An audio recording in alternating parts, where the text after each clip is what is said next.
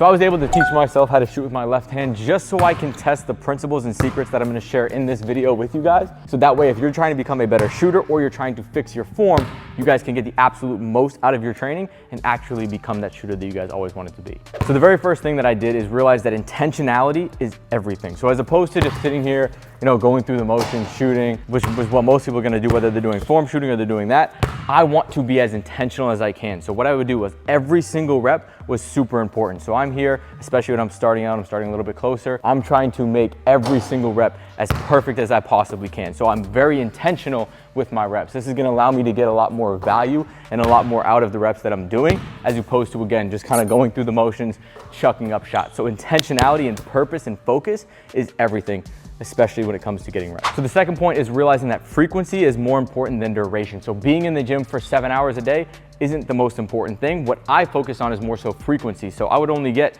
maybe 10, 15 minutes a day, but I would get maybe 1 or 2 sessions in during the day. So again, I'm being intentional, but I'm also just getting a high frequency of practice sessions. So if you can, break up these workouts. Maybe I'm doing one 30-minute session, then in the afternoon, I'm gonna do another 30-minute. So don't just focus on, okay, I'm in the gym for 6, 7 hours a day, that means I'm gonna get better. I'm going to be in there more frequently, more consistently. That's gonna lead to better results than just simply getting up shots. Maybe you're on the gun for just hours on end. So the third point is realizing you don't actually need block practice. A lot of people are gonna tell you need to shoot the same shot at the same spot over and over again. That's how you're gonna build muscle memory. Categorically, that is false. So this is exactly what I've tested during this process. Even when I'm doing my form shooting, I'm starting in close, I'm just starting to learn my form, I'm changing the spot every single time. I've never shot the same shot twice during this entire process, other than maybe during this video, just for the video purposes. Every single time I'm changing the spot, I'm changing the location, I'm changing the distance.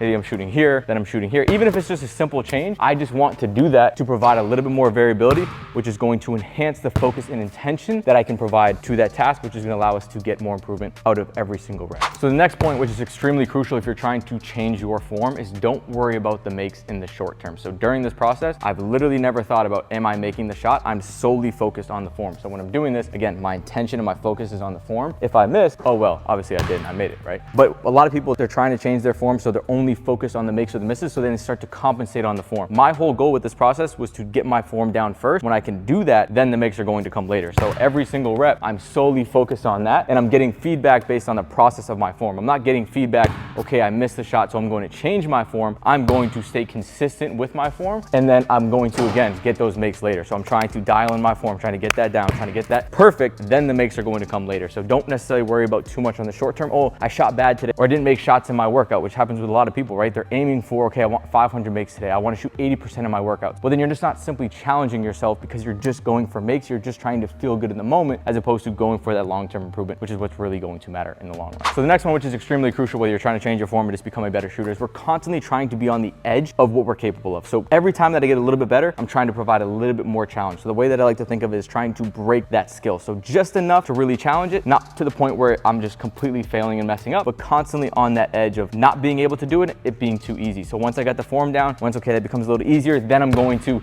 increase the speed. Then I'm gonna add maybe a little bit of defense. Maybe I'm gonna change up the angle, or I'm going to challenge my footwork, right? So just constantly, as I improve, constantly adding challenge. And the next point is we want to constantly be working up and down the ladder of doing solo work, adding defense, adding decisions. If I'm only doing this, right, say form shooting, or you're just trying to improve your shot and I'm only doing solo work on my own, second you get in the game, everything goes out the window. So we want to make sure we're getting a little bit of everything, which is going to just provide natural challenge, but it's going to make sure that we're training in an ideal manner that actually represents the game. So whether you guys are trying to improve your form or just become a better shooter, all of these principles need to be present at all times to really maximize your training and get better as a shooter.